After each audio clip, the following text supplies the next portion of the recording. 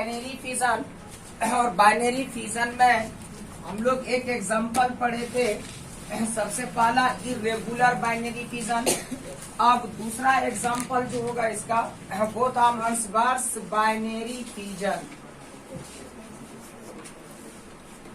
Transverse binary fission, transverse binary fission पढ़े थे, यही ना। तीसरा नंबर जो था हम लोग का सी नंबर, वो हम लोग का होगा longitudinal binary fission. Longitudinal binary fission.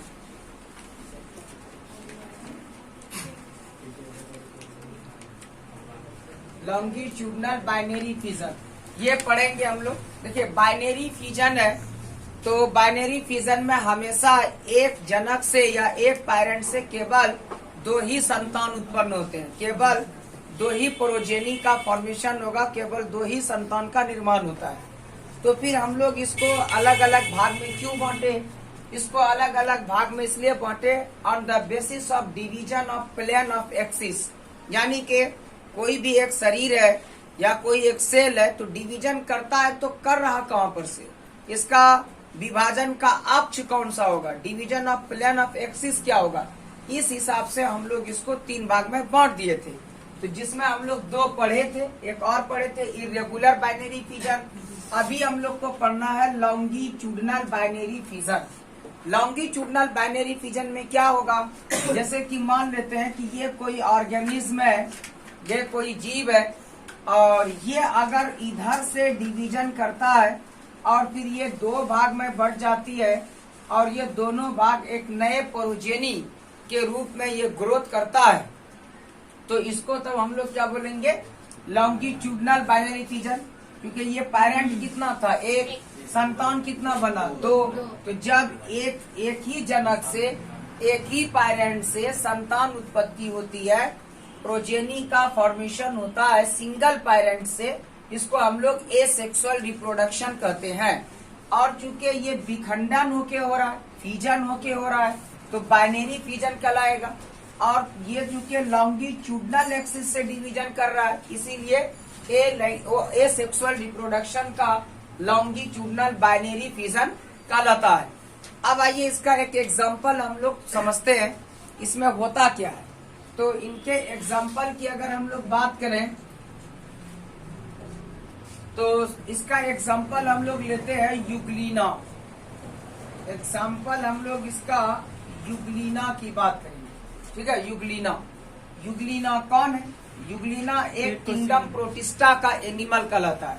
Kingdom protista का टोटल 5 किंगडम है ना, तो उसी में से एक किंगडम है किंगडम प्रोटिस्टा। किंगडम प्रोटिस्टा का सदस्य है यूग्लिना केवल एक सेल का बना होता है, लेकिन इसका जो सेल होता है वो यूकैरियोटिक सेल होता है। सेल इनके कैसे होते हैं, यूकैरियोटिक होते हैं। इसका मतलब हुआ वेल डेवलप्ड न्यूक्लियस होगा, इसके कोशिका में, इसके सेल में केंद्रक होगा।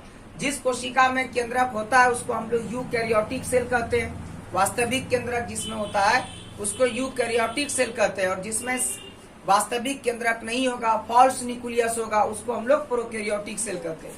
तो ये चूंकि किंगडम प्रोटिस्टा में रखा किसको गया है, किंगडम प्रोटिस्टा में किसको रखा गया, यूकैरियोटिक ऑर्गेनिज्म को। यानी यूकैरियोटिक सेल होना चाहिए और एक ही सेल का पूरा बॉडी होना चाहिए। वैसे एनिमल या वैसे ऑर्गेनिज्म जिसके बॉडी, जिसके शरीर केवल एक कोशिका का बना होगा और वह कोशिका क्या होना चाहिए, यूकैरियोटिक होना चाहिए, उसको किंगडम प्रोटिस्टा के अंतर्गत रखा गया है, ठीक है।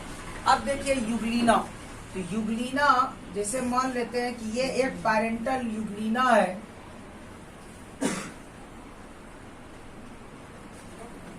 ये एक पैरेंटल यूग्लिना है। इसमें यूग्लिना में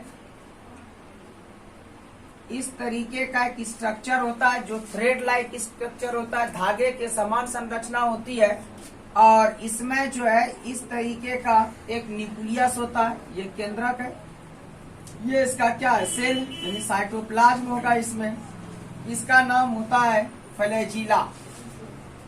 ये है फ्लैजिला। फ्लैजिला, फ्लैजिला वह धागे के समान संरचना होती है, वह थ्रेड लाइक स्ट्रक्चर होती है जिसके द्वारा जिसके सहारे से ये लोकोमोशन करता है, एक जगह से दूसरे जगह ये जा सकते हैं। ठीक है, ऐसी संरचना को हम लोग फ्लैजिला बोलते हैं। अब देखिए इसका ये जो फ्लैजिला है ये तो लोकोमोशन के लिए, जब इसमें रिप्रोडक्शन होगा और इसमें रिप्रोडक्शन जब भी होता है वह बाइनरी फिजन के द्वारा होती है, द्विविखंडन के द्वारा होता है। लेकिन इसका division of plane of axis जो होता है वो लॉन्गिट्यूडनल होता है। तो आपको हम ये बताए थे कोई भी सेल जब डिवीजन करता है तो सबसे पहले इसका डिवीजन कौन करता है? न्यूक्लियस। सबसे पहला जो डिवीजन इसमें होगा वह न्यूक्लियस डिवीजन करेगा, सबसे पहले इसका केंद्रक विभाजन करता है। तो सबसे पहले इसके जो न्यूक्लियस है वो लंबा हो जाएगा। तो ये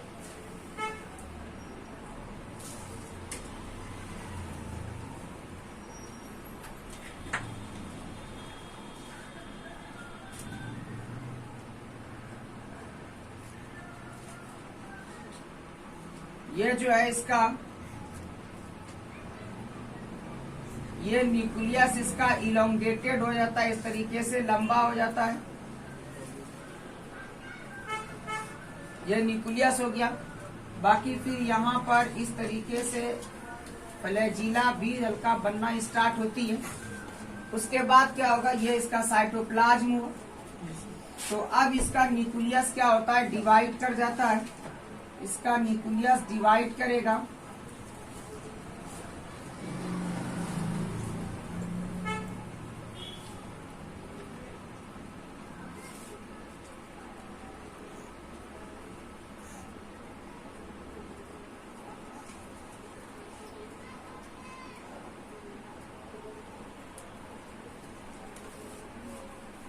ये इस तरीके के स्ट्रक्चर में बदलता है। ये इसका फ्लैजिला, नया फ्लैजिला बना। ठीक है, इसका न्यूक्लियस जब डिवीजन करेगा इस तरीके से तो दो न्यूक्लियस बन जाएगा। एक न्यूक्लियस इसमें आ जाएगा। तो न्यूक्लियर डिवीजन हो गया। सबसे पहले डिवीजन कौन करता है? न्यूक्लियस करता है। तो ये क्या हो गया? न्यूक्लियर डिवीजन कहलाएगा या कैरियोकाइनेसिस कहलाएगा। दो न्यूक्लियस बन गया। अब दो न्यूक्लियस को बनने के बाद अब क्या होगा? साइटोप्लाज्म में डिवीजन हो जाएगा। बहुत सारा डिवीजन हो चुका है, बस थोड़ा सा बाकी है। अब ये जब डिवीजन करता है तो ये दो नया युग्लिना बना देता है। ये एक युग्लिना हो जाएगा इसका। ये इसका न्यूक्लियस हो गया। एक और बनाएगा ये, क्योंकि बाइनरी फिजन में हमेशा कितना प्रोजेनी होता है? दो प्रोजेनी होता है, दो संतान होता है।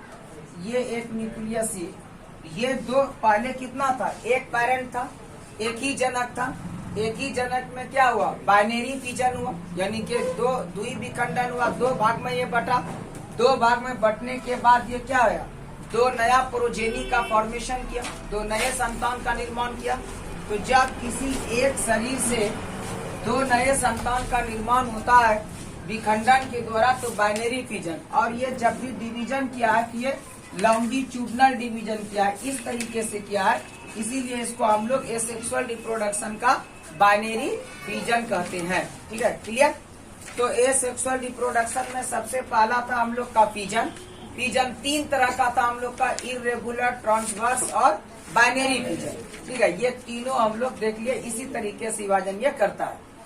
अब आता है फिजन का दूसरा प्रकार जो है वो है हम लोग का मल्टीपल फिजन।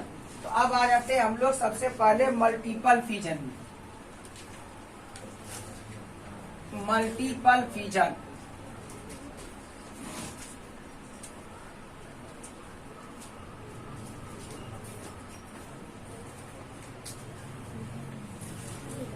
देखिए, मल्टीपल फिजन में क्या होगा?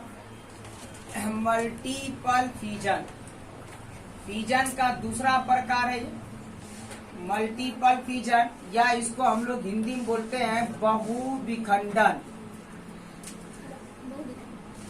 बहुविखंडन, मल्टीपल फिजन या बहुविखंडन। मल्टीपल मतलब क्या हो गया? मल्टीपल मतलब हो गया बहुत सारा। फिजन है यानी कि जब इसका कोई एक बॉडी होगा वह एक बॉडी डिवाइड करेगा दो से ज्यादा संतान में, दो से ज्यादा भागों में, और प्रत्येक भाग एक नए प्रोजेनी या एक नए संतान के रूप में वो सरवाइव करेगा या एक नया संतान बनाएगा। जैसे अगर आपको बोला जाए, जैसे मान लेते हैं कि ये कोई एक ऑर्गेनिज्म है और ये डिवीजन कर गया, ठीक है, 2 से ज्यादा, ये मान लेते हैं 4 संतान बना दिया, ये डिवीजन करके विभाजन करके 4 संतान बना दिया।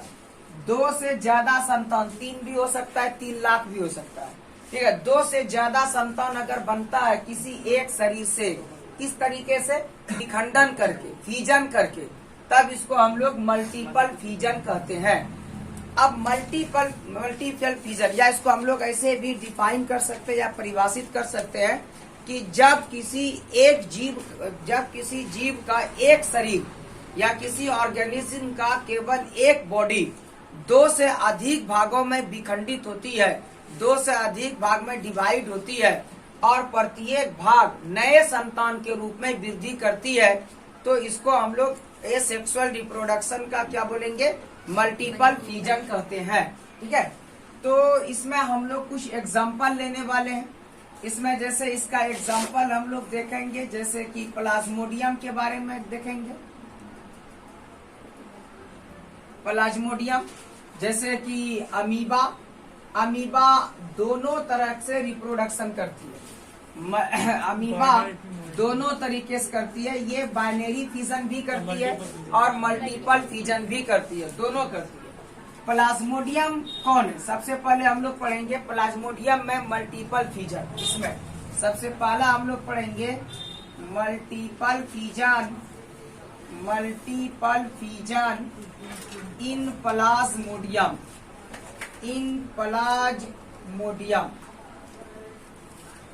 सबसे पहले हम लोग आइए प्लाज्मोडियम से थोड़ा जान पहचान कर लेते हैं।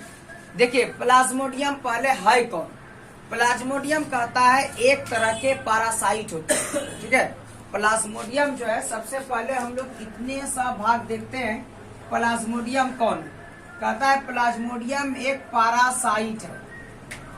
प्लाज्मोडियम एक पैरासाइट है। प्लाज्मोडियम एक परजीवी होता है।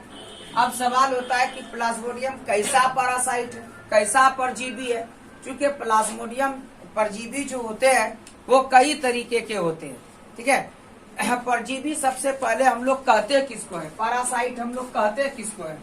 पैरासाइट हम लोग कहते हैं वैसे दुनिया के जीव, दुनिया के वैसे ऑर्गेनिज्म जो किसी दूसरे ऑर्गेनिज्म या किसी दूसरे जीव के शरीर के ऊपर या शरीर के अंदर रह करके अपना पूरा जीवन पूरा करता है, उसी से अपना खाना पीना खाता है और उसी के शरीर में या जो शरीर के ऊपर है उसी के शरीर में अपना जीवन चक्र भी कंप्लीट कर लेता है, संतान वगैरह का भी निर्माण कर लेता है।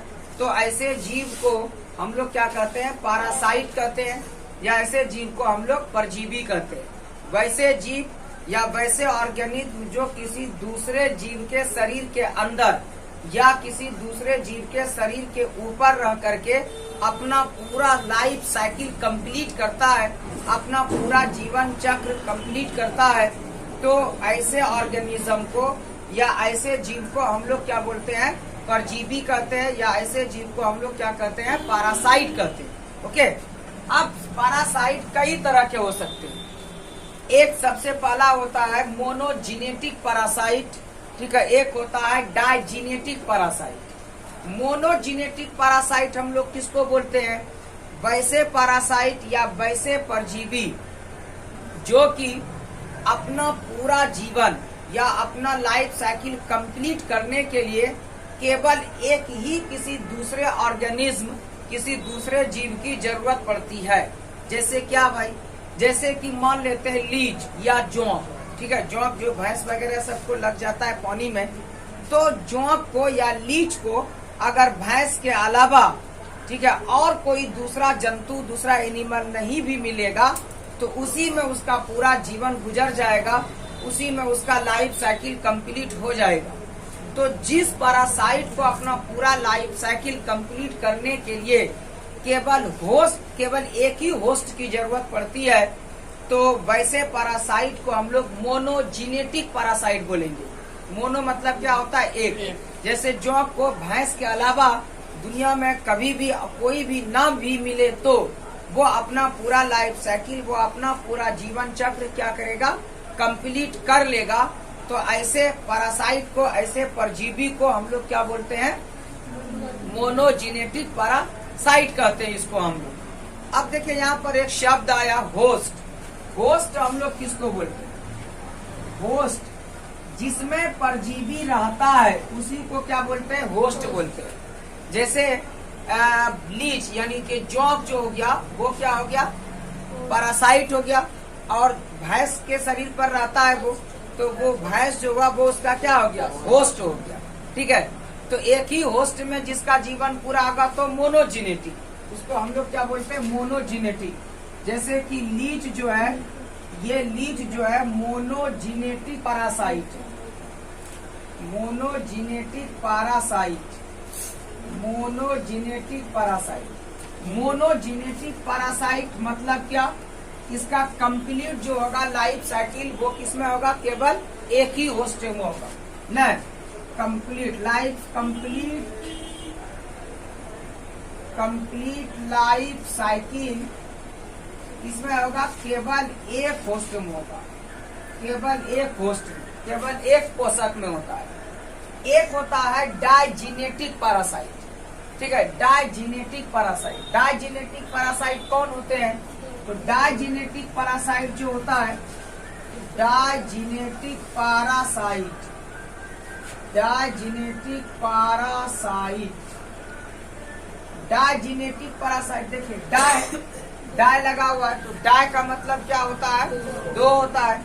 यानी कि वैसे पैरासाइट, वैसे परजीवी जो अपना पूरा लाइफ साइकिल कंप्लीट करने के लिए दो होस्ट की जरूरत पड़ती है। दो होस्ट, यानी डाइजेनेटिक में कितना होस्ट चाहिए, इसमें दो होस्ट चाहिए, मतलब दो अलग अलग शरीर चाहिए इसको कंप्लीट लाइफ साइकिल करने के लिए। तो इसको हम लोग डाइजेनेटिक पैरासाइट बोलेंगे। जैसे कौन बात, जैसे यही है प्लाज्मोडियम है। ठीक है, ये जो प्लाज्मोडियम है इसको दो होस्ट की जरूरत पड़ती है। एक इसका जो होस्ट होता है वो फीमेल एनोफिलीज मॉस्किटो मच्छर होता है, और एक होता है ह्यूमन यानी कि आदमी होता है, हम लोग होते हैं। ठीक है, तो इसका किसी एक में जीवन पूरा नहीं होगा। इसको पूरा जीवन पूरा करने के लिए, लाइफ साइकिल को कंप्लीट करने के लिए दो अलग अलग होस्ट चाहिए। एक होस्ट मच्छर हो जाएगा। मच्छर में भाई काफी जातियां होती है, कई जातियां होती है मच्छर में। तो इसका जो जाति होगा वो होगा फीमेल एनोफिलीज मॉस्किटो। ठीक है, फीमेल। और मच्छर में केवल फीमेल में ही रहेगा, मेल मच्छर में ये नहीं रहता, पाया जाता है। और वो भी एनोफिलीज जाति का फीमेल मच्छर होना चाहिए। एक तो वो, और दूसरा होस्ट इसका कौन होगा, मनुष्य होगा। इसमें दो होस्ट हो गया। एक होस्ट जो इनका होता है वो होता है female anopheles mosquito, female anopheles mosquito. ठीक है, और एक कौन होता है, तो एक होता है ह्यूमन। ह्यूमन में मेल रहे कि फीमेल रहे, ये दोनों में हो सकता है। ठीक है, मेल में भी हो सकता है, फीमेल में भी हो सकता है। तो इनको दो होस्ट की जरूरत पड़ती है। ये हम बात कर रहे हैं किसका, प्लाज्मोडियम का। इसका मतलब प्लाज्मोडियम डाइजेनेटिक पैरासाइट है। क्यों, क्योंकि जीवन चक्र इसका कितना होस्ट में पूरा हो रहा है, दो होस्ट में हो रहा है, इसीलिए ये डाइजेनेटिक पैरासाइट है। ठीक है, अभी खत्म ना हुआ है पैरासाइट। फिर पैरासाइट को बांटा जाता है दो भाग में, on the basis of living. कहाँ पर रहता है, इनसाइड ऑफ द बॉडी या आउटसाइड ऑफ द बॉडी। ठीक है, on the surface of body. एक हो गया इनसाइड ऑफ द बॉडी, एक हो गया on the surface of body. यानी कहता है कि वैसे पैरासाइट जो किसी दूसरे ऑर्गेनिज्म, जो किसी दूसरे जीव के शरीर के ऊपरी सतह पर रहकर अपना पूरा लाइफ कंप्लीट करता है, तब उसको बोलेंगे हम लोग एक्सो पैरासाइट। क्या बोलते हैं उसको हम लोग, एक्सो पैरासाइट। तो एक होता है आपका एक्सो पैरासाइट होता है, एक्सो पैरासाइट, जिसको हिंदी में हम लोग अपनी भाषा में बोल सकते हैं बाहरी परजीवी। ठीक है, एक्सो पैरासाइट। एक्सो पैरासाइट कौन होगा, एक्सो पैरासाइट वो होगा जो किसी दूसरे ऑर्गेनिज्म, जो किसी दूसरे जीव के शरीर के ऊपरी सतह पर रहकर अपना पूरा लाइफ या लाइफ साइकिल कंप्लीट करता है तो उसको हम लोग बोलेंगे एक्सोपैरासाइट। इसका एग्जाम्पल जैसे लीच हो जाएगा, ठीक है। दूसरा होता है इंडोपैरासाइट। इंडोपैरासाइट किसको बोलेंगे हम लोग? इंडो का मतलब होता है अंदर, भीतर, ठीक है। और इसमें क्या लगा हुआ है? पैरासाइट लगा हुआ है। यानी वैसे पैरासाइट होते हैं ये जो कि किसी मतलब वैसे पैरासाइट जो किसी दूसरे जीव या होस्ट में शरीर के अंदर रह करके अपना जीवन गुजारता है, तो इसको हम लोग इंडोपैरासाइट कहते हैं, ठीक है। तो अब देखिए, मान लेते हैं एक कोई पैरासाइट और वो पैरासाइट अपना पूरा जीवन गुजारने के लिए केवल एक होस्ट की जरूरत पड़ती है। कितना होस्ट की? केवल एक होस्ट की। एक होस्ट की जरूरत पड़ती है तो मोनोजेनेटिक पैरासाइट होगा, पहली बात, ठीक है। अब वो पैरासाइट जिस पर वो रह रहा है, जिस होस्ट में वो रह रहा है, उस होस्ट में शरीर के बाहरी सतह पर रहता है, तब उसके साथ क्या लग जाएगा? एक्सो। तब पूरा नाम क्या होगा? मोनोजेनेटिक एक्सोपैरासाइट हो जाएगा, ना होगा? एक ही होस्ट में जीवन कंप्लीट हो रहा है तो मोनोजेनेटिक, और उस होस्ट में कहाँ रह रहा है? शरीर के बाहरी सतह पर रह रहा है, शरीर के ऊपरी सतह पर रह रहा है, तो उसको हम लोग क्या बोलेंगे? तो मोनोजेनेटिक एक्सोपैरासाइट बोल देंगे। और अगर शरीर के अंदर रहता है तो मोनोजेनेटिक इंडोपैरासाइट बोल देंगे, ठीक है। और एक जो होता है डाइजेनेटिक एक्सोपैरासाइट हो सकता है। अगर दो होस्ट में इसका जीवन कंप्लीट होता है तो डाइजेनेटिक, और दोनों होस्ट में अगर शरीर के ऊपरी सतह पर रहता है डाइजेनेटिक एक्सो। इसी तरीके से फिर होगा डाइजेनेटिक इंडोपैरासाइट। डाइजेनेटिक इंडोपैरासाइट कौन होगा?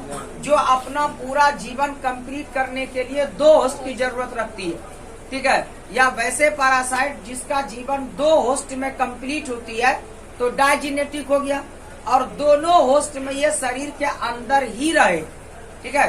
दोनों होस्ट के ये शरीर के अंदर ही अगर रहता है तो क्या हो गया? डाइजेनेटिक इंडोपैरासाइट हो जाएगा ना। प्लाज्मोडियम एक डाइजेनेटिक इंडोपैरासाइट होता है। प्लाज्मोडियम जो है वो क्या होता है? डाइजेनेटिक इंडोपैरासाइट ही होता है। अब दूसरा बात, प्लाज्मोडियम से होता क्या है भाई? प्लाज्मोडियम क्या करता होगा? हम लोगों को क्या इससे फायदा नुकसान होगा? तो आप तो सुने होंगे नाम कि भाई आदमी को, मनुष्य को मलेरिया नामक रोग होता है, ठीक है। अक्सर हम लोग बोलते हैं मच्छर को काटने से मलेरिया हो जाता है, ठीक है। ये बात सही भी है, ये बात गलत भी है, ठीक है। क्योंकि अगर मच्छर को सिर्फ काटने से मलेरिया होता तो हमको तो लगता है सबको मच्छर लगभग काट ही लेता है, सबको मलेरिया हो जाता। ऐसी बात नहीं है, ठीक है। मच्छर को काटने से मलेरिया बिल्कुल नहीं होता। हाँ, वैसे मच्छर को काटने से मलेरिया होता है जिसमें के नहीं, बिल्कुल नहीं। वैसे मच्छर को काटने से मलेरिया होगा जिस मच्छर में प्लाज्मोडियम मौजूद हो, समझ गए? वो मच्छर अगर काटता है तब मलेरिया होगा, अगर वो मच्छर नहीं काटता तो मलेरिया बिल्कुल नहीं होगा। तो मलेरिया नामक रोग जो होते हैं इसी प्लाज्मोडियम से ही होते हैं। प्लाज्मोडियम के कई स्पेसीज होते हैं, प्लाज्मोडियम के कई सब मतलब के इसके अलग अलग जातियां होती है। जैसे प्लाज्मोडियम के 4 जातियां होती है जिससे मलेरिया होती है, इसका नाम अलग अलग होता है। जैसे इसमें प्लाज्मोडियम फैलसीपेरम, ये एक जाति इनका होता है। एक जाति होता है प्लाज्मोडियम वाइवेक्स, एक जाति होता है प्लाज्मोडियम फैलसीपेरम, प्लाज्मोडियम वाइवेक्स, प्लाज्मोडियम ओवैली, ठीक है। एक होता है प्लाज्मोडियम मलेरिया, प्लाज्मोडियम मलेरिया। तो प्लाज्मोडियम के 4 जातियां होती है। एक होता है प्लाज्मोडियम फैलसीपेरम, दूसरा होता है प्लाज्मोडियम वाइवेक्स, तीसरा होता है प्लाज्मोडियम ओवैली, और चौथा होता है प्लाज्मोडियम मलेरिया, ठीक है। फैलसीपेरम, वाइवेक्स, ओवैली एंड मलेरिया, चारों से मलेरिया रोग ही होता। ऐसा बात नहीं है कि इसमें प्लाज्मोडियम मलेरिया लगा हुआ है तो केवल इसी से मलेरिया होगा, ऐसा नहीं। सबका सिम्टम अलग अलग होगा, किसी में आपको लगातार बुखार रहेगा, किसी में आपको हर 24 घंटे के बाद बुखार आएगा, किसी में हर 72 घंटे के बाद बुखार आएगा, किसी में आपको ठंडा लग करके बुखार आएगा। काम तो वही करेगा। अब सवाल होता है कि ये क्या करता होगा बॉडी में, जो हम लोग को फीवर आ जाता है। जब ये हम लोग के बॉडी में रहता है तब ये बड़ा खतरनाक काम करता है। हम लोग का जो आरबीसी होता है उस आरबीसी को, रेड ब्लड सेल्स को तोड़ना स्टार्ट कर देती है ये, जिससे एक जहरीला पदार्थ बनती है जिसका नाम होता है हीमोज्वाइन, जिसका नाम होता है हीमोज्वाइन। ये एक आरबीसी जब टूटती है तो ये एक जहरीले पदार्थ बनती है हीमोज्वाइन। इसी के कारण हम लोग को फीवर आने लगता है, इसी हीमोज्वाइन के कारण। तो अगर हम लोग मलेरिया डिजीज में ट्रीटमेंट नहीं कराएंगे, अगर हम लोग उपचार नहीं कराएंगे, इलाज नहीं कराएंगे, तो एक और बीमारी हो सकती है एनीमिया। ठीक है, एनीमिया हो सकता है, चूंकि इसका आरबीसी क्या होगी, कमी हो जाएगी जब टूटेगा ये। तो आरबीसी कमी हो गई मतलब ब्लड कमी हो सकती है इसमें। इसका ट्रीटमेंट है और आसान सा ट्रीटमेंट है, बहुत आसान है। कुछ एंटीबायोटिक्स वगैरह सब दिया जाता है जिससे ये ठीक हो सकता है आसानी से। ये हम लोग समझ गए कि प्लाज्मोडियम हाइकॉल, ये हम लोग प्लाज्मोडियम का इंट्रोडक्शन ले रहे थे। एक्चुअली हम लोग को पढ़ना कुछ और था, हम लोग चले गए कहीं और। ठीक है, तो प्लाज्मोडियम में हम लोग को क्या पढ़ना है, मल्टीपल फ्यूजन पढ़ना है। ठीक है, चलिए स्टार्ट किया जाए। प्लाज्मोडियम में मल्टीपल फ्यूजन कैसे होता है, क्योंकि देखिए ये मल्टीपल फ्यूजन होता है, तो मल्टीपल फ्यूजन में इसका मतलब ये हुआ कि इनका एक ही शरीर होगा, एक प्लाज्मोडियम से बहुत सारे प्लाज्मोडियम का फॉर्मेशन होगा। ठीक है, अब प्लाज्मोडियम के कई तरह के अवस्था होते हैं, प्लाज्मोडियम के कई स्टेजेस होते हैं। जैसे आदमी में प्लाज्मोडियम जो होगा वो कौन सा स्टेज होगा, मच्छर में जो प्लाज्मोडियम होगा वो कौन से स्टेज में होगा। ठीक है, तो सबसे पहले मनुष्य की अगर बात करें, आदमी में प्लाज्मोडियम का कौन सा स्टेज होता है, आदमी में प्लाज्मोडियम का कौन सा स्टेज, साइजोन। आदमी में यहाँ लिखा हुआ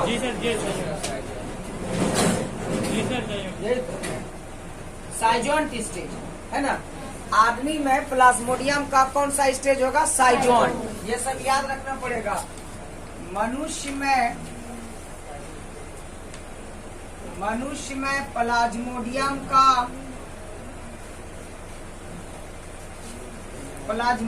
का साइजोंट अवस्था होती है। ठीक है, अब इसी साइजोंट अवस्था में जब डिवीजन होगा, ये साइजोंट अवस्था है, तो साइजोंट अवस्था में जब डिवीजन होगा तो बहुत सारे नए नए प्लाज्मोडियम बनेंगे। और इसका साइजोंट स्टेज में जब डिवीजन होने के बाद जो नए प्लाज्मोडियम का फॉर्मेशन होता है, तो उस नए प्लाज्मोडियम का नाम क्या होगा, इसको क्या बोलेंगे। इसमें जब विभाजन होगा तो संतान होगा इसका जी, इसको क्या बोला जाएगा, साइजोगोनी बोला जाएगा, मेरोजोइट। ठीक है, मेरोजोइट। साइजोंट अवस्था में जब विभाजन होता है, इस प्रोसेस को बोला जाता है साइजोगोनी। इस प्रोसेस को बोला जाता है साइजोगोनी। ये प्रोसेस का नाम हुआ, यानी साइजोंट स्टेज में जब डिवीजन होगा तो इस प्रोसेस को क्या बोलेंगे हम लोग, साइजोगोनी बोलेंगे। और इससे जो नया बनेगा उसका नाम क्या होगा, उसका नाम होगा मेरोजोइट। उसको हम लोग क्या बोलेंगे, मेरोजोइट कहेंगे। साइजोंट में डिवीजन के प्रोसेस को क्या बोलेंगे, साइजोगोनी।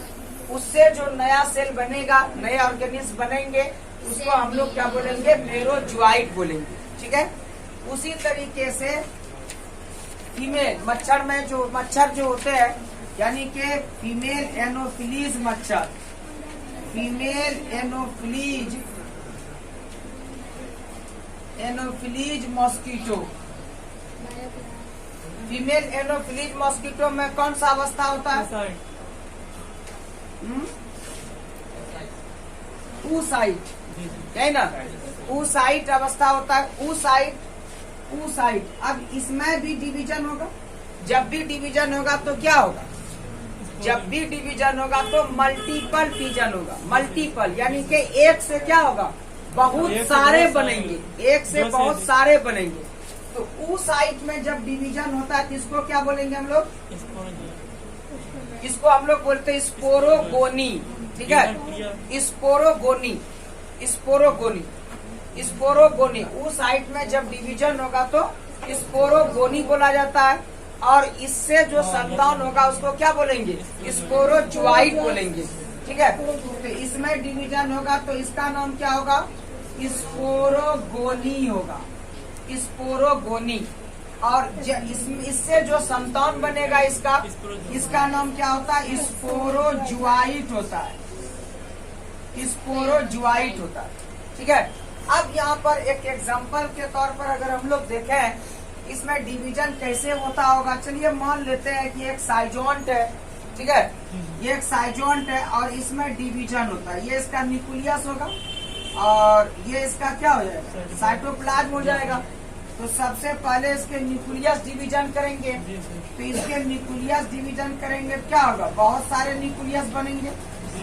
ठीक है, कई सारे न्यूक्लियस बनेंगे।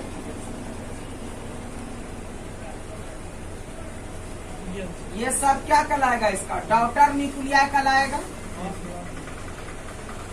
ये सब क्या हो गया, इसका डॉटर न्यूक्लियाई। डॉटर न्यूक्लियाई माने क्या, डॉटर न्यूक्लियाई का मतलब हो गया पुत्री केंद्रक, हिंदी हुआ मतलब हुआ इसका नया केंद्रक, नया न्यूक्लियस। ठीक है, अब क्या होता है, धीरे धीरे ये किस में बदल जाएगा, स्पोरोजुआइट, ये टूट जाएगा। फिर ये इस तरीके से स्ट्रक्चर में बदलता है।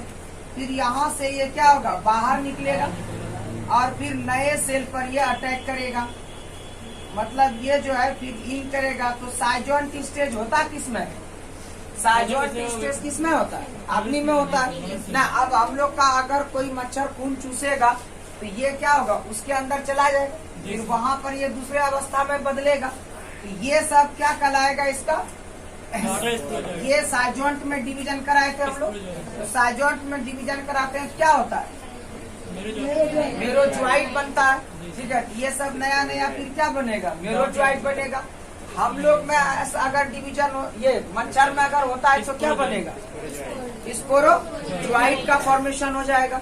तो कहने का मतलब मल्टीपल फिजन में क्या होता है, कोई भी एक सेल होगा और इसी सेल से क्या होता है भाई, बहुत सारे सेल्स बनते हैं।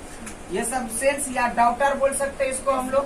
ठीक है, तो मल्टीपल फिजन का फिजन होती है जिसमें किसी एक पैरेंट से मल्टीपल फिजन में किसी एक पैरेंट से फिजन द्वारा बहुत सारे नए संतान का निर्माण होता है। जबकि बाइनरी में क्या होता था, एक बॉडी से, एक पैरेंट से, एक जनक से केवल 2 ही संतान उत्पन्न होता था। तो मल्टीपल फिजन जहाँ पर होता है तो वहाँ पर बहुत तेजी से उसकी संख्या बढ़ेगी, काफी तेज बढ़ेगा। ठीक है, उसके बाद एक और एग्जांपल हम लोग को पढ़ना है, मल्टीपल फिजन इन अमीबा।